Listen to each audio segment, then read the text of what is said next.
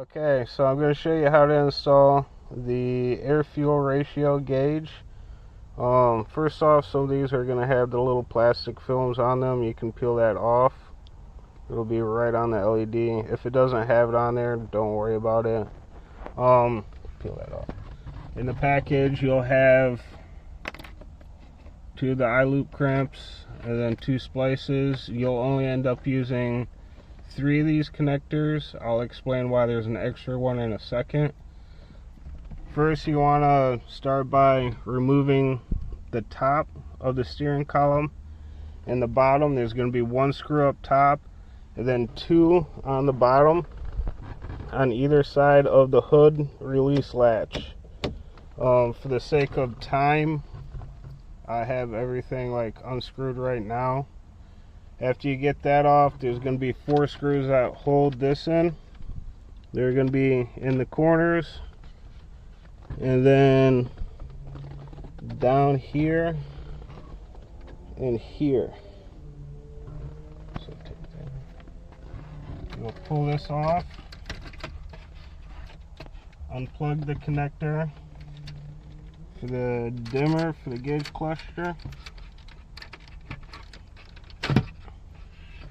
and do the same for the wiper blade speed. Set that off to the side. There's going to be 4 more screws in the corners. These ones will be a lot more obvious. And you'll have to, before you can pull this cluster out, you'll have to disconnect the speedometer. There's going to be a long plug in the back, and then there's going to be a vacuum hose that goes to the boost gauge. The speedometer is going to be the main thing that holds you back. There's really not a lot of play. You have to get close to the cluster. There's going to be a little tab that you feel that you push to the side and it'll pop right off. Getting that back on is probably going to be the most difficult part of installing this.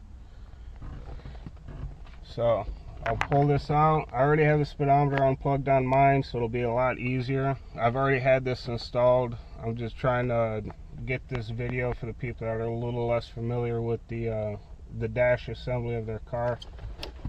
Let me unplug the plug. Boost gauge.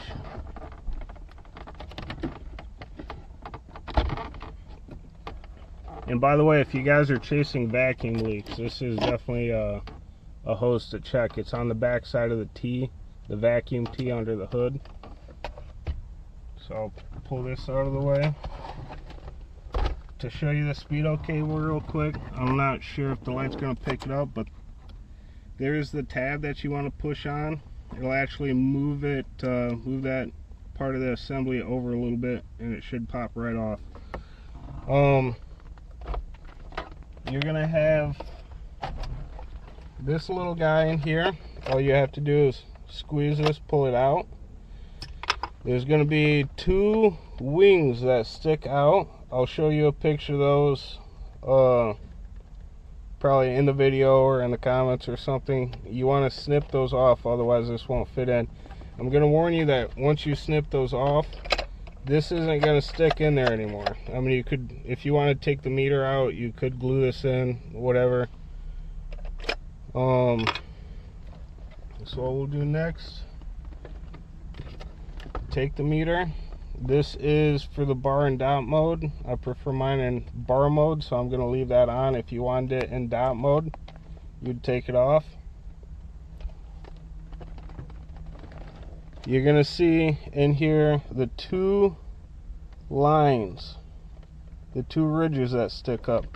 You want to aim for those to go right here and right here.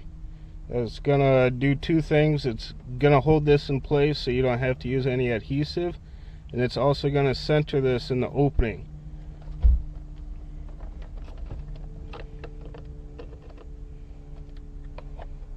So that's in there. Give it a little push, and then I'll check the other side just to make sure. So you have 3 wires here. The yellow is going to be the signal that's going to go to the purple and green wire on the wiring harness. The black's going to be the ground. Now, the reason that there's 4 sets of crimps, well, 2 crimps and 2 splices in there, is because for this you want to get a good ground. Easy installation would be grounding it to the cluster. I'm really not going to recommend that, because when you turn the gauge lights on, it's gonna eat up a lot of the bandwidth for the ground. It's actually gonna create around a 100 millivolt difference between this ground and the ground for the O2 sensor. So that's why there's so much of that. If you really want to be lazy, you could just ground it to this. It's one less wire to run underneath the dash. Don't really recommend it, but it's an option. This is going to be the power. You can get switched power from the gauge cluster. Where you're going to find that is right here. So what you're going to want to do is measure it so it goes around the connector with a little bit of slack, and then you're going to want to cut it and add a crimp. Mind me using the improper tools for a lot of this. We just moved and I don't have them unpacked. So all the wire that's provided, there's going to be extra. I'd rather give you more than enough and you just trim off what you don't need.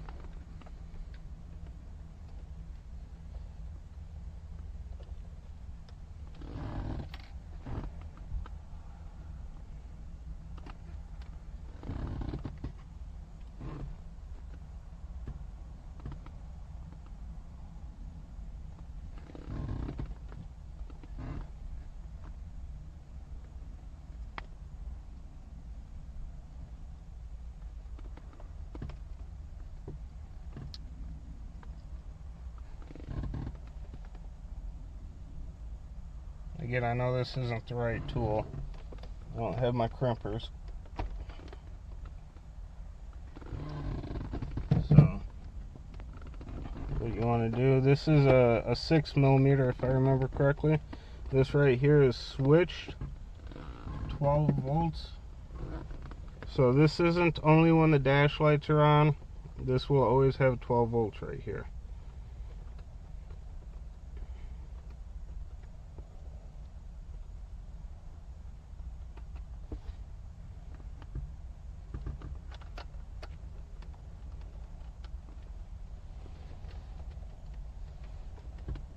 Let's see, this one, I had it previously grounded to the cluster so I couldn't go around the other side of the connector. Right now it's not, so let me move this positive through here.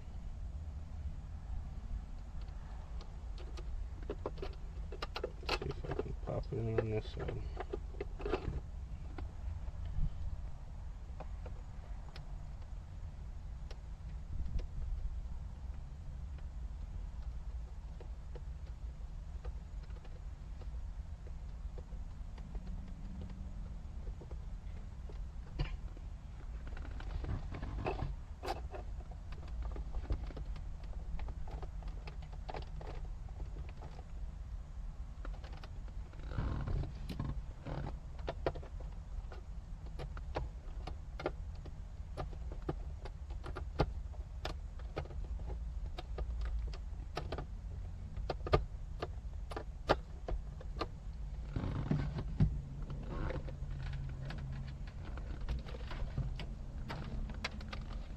This, just toss it through the dash for the time being. You're going to end up running it across and pulling it tight.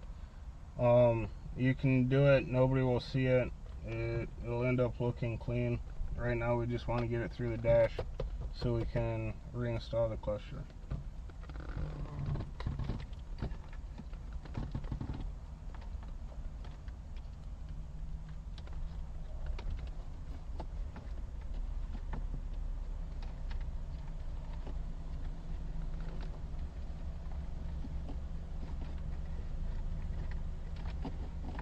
I can reach up in there and find that. Yep, right there. Start pulling that down.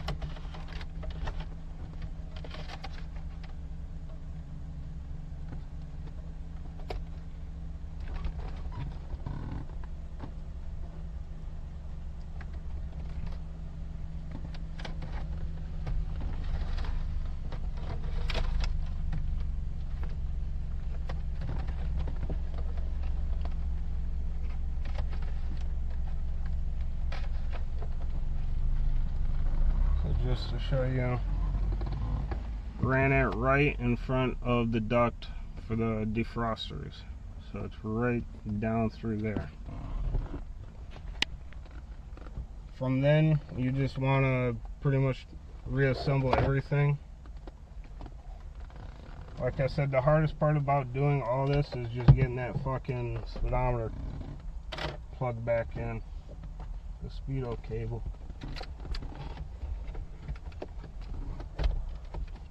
We'll start by the main plug because that's the easiest one to get to.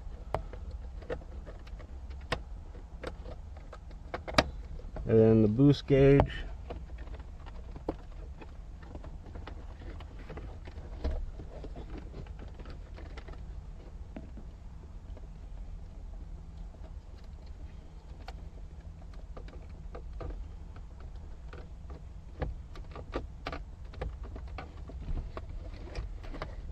And then what I always end up doing is just getting the right side in and then reaching back there, grabbing that speedo cable and fucking pulling on it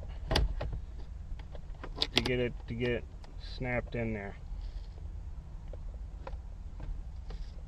And it'll take a little bit of finagling.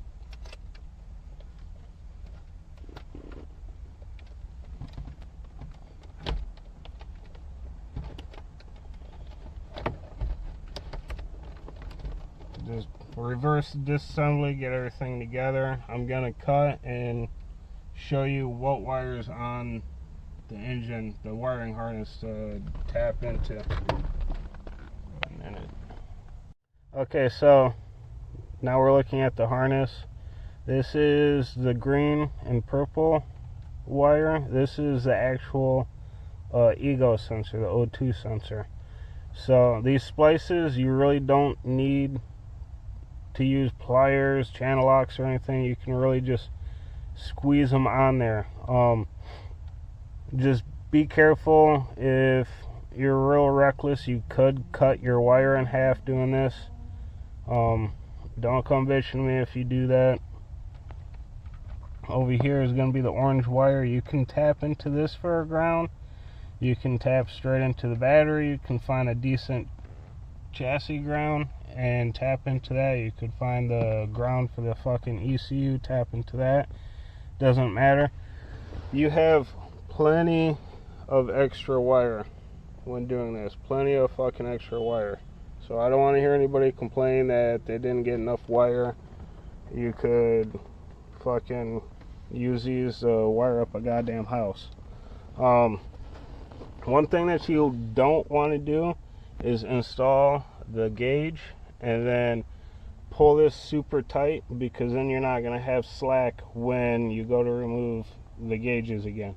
So get as much as you think you need and then give yourself, like, I don't know, 2 foot of slack. You can hide it underneath here.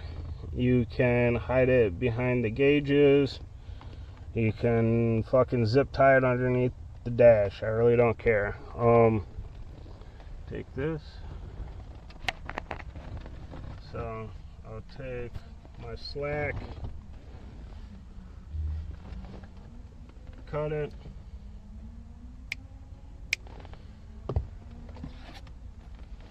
strip my wires real quick.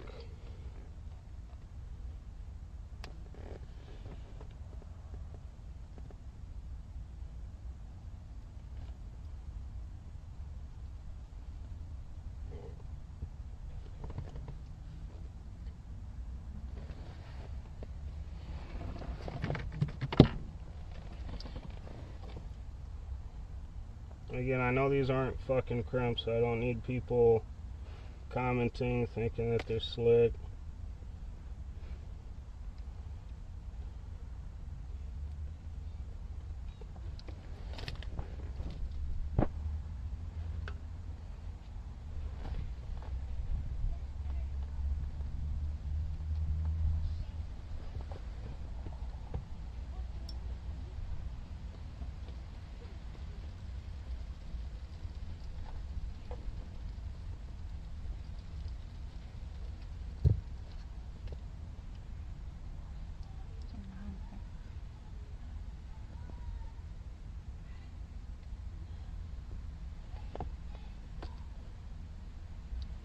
and then literally just plug these in, you should be good to go. Obviously, if you dropped your ECU like me, you're going to want to put it back up there before somebody kicks it. I happen to end up swapping this ECU out every other week, so mine's just kind of dangling right now. And then this one's bent. And then you're good to go. Couple of things. The ego sensors in these O2 sensors, they're single wire, they're not heated, they take about 2 minutes to warm up. If you have any issues, hit me up, don't bug Jeff. I'm the one that made it, he's gonna sell them for me. If you have any support questions, if you fucking break yours while you're installing it, I'll work with you, I'm not too worried about it. Bug me, don't bug Jeff. I know a lot of people are gonna bitch, oh, the installation instructions suck, he's charging too much for them. I really don't give a fuck. I'm not making that much money off these. I wanted one for my car, I figured I'd make up a couple for other people. But yeah, for the people that wanted one and enjoy using it, I'm glad. Let me know how it goes, send me pictures. Thank you.